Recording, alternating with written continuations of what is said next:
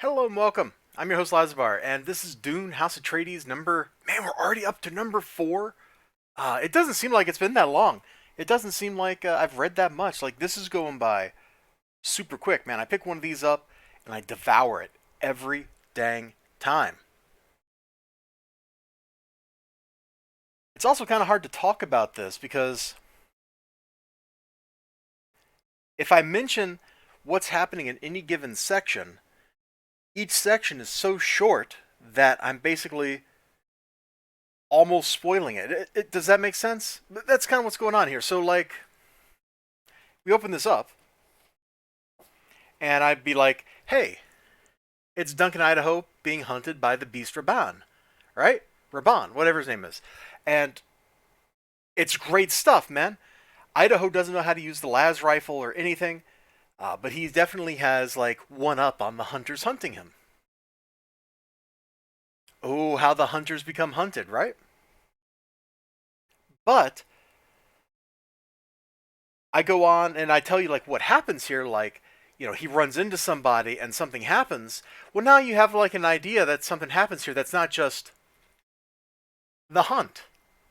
Like that there's something more going on here because there is. So anytime I like try to talk about the plot of any of these sections, like Gross, I don't even want to talk about that one, but the Bene Gesserit lady and you know the Baron Harkonnen. Let's not go there. Let's not go there. Definitely kind of squicky.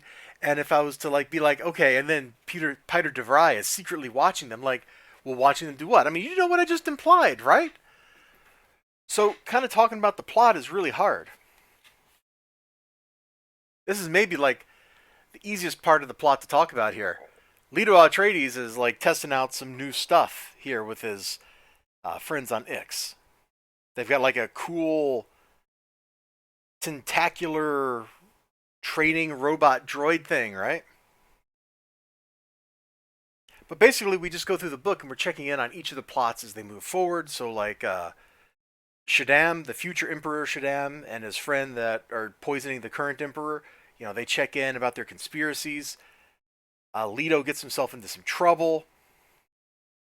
The plot moves forward. And it looks great, man. I really like the way this book looks most of the time. Her facial expressions are just pretty great. Like you see like exactly what's going on in there, even without the text bubbles. It's pretty superb.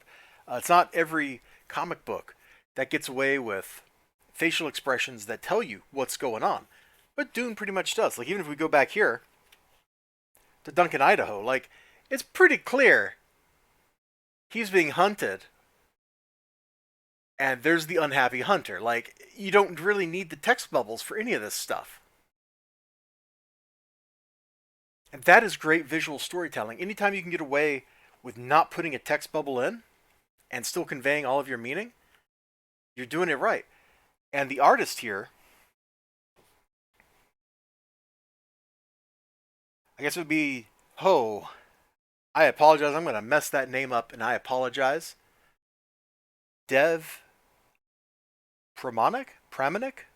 I don't know how to pronounce that, but this is some great work. And the color by another name I'm going to mess up, Alex Guimarães.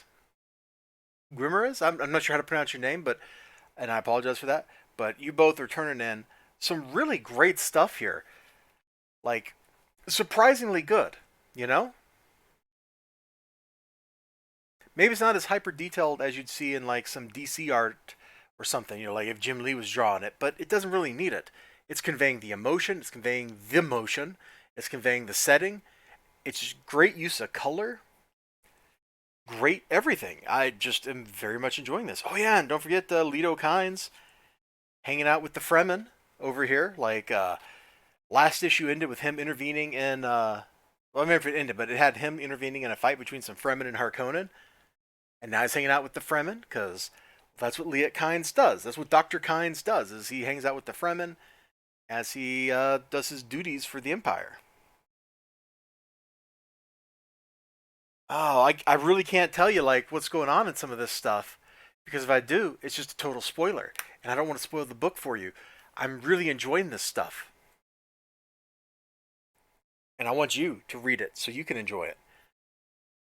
I might not do any more reviews of this if it keeps being of the same really good quality. Because while I like pointing out how good this is, I feel like I'm running out of ways to say how good this is. And if that's the case, then I should just stop and let you read it for yourself.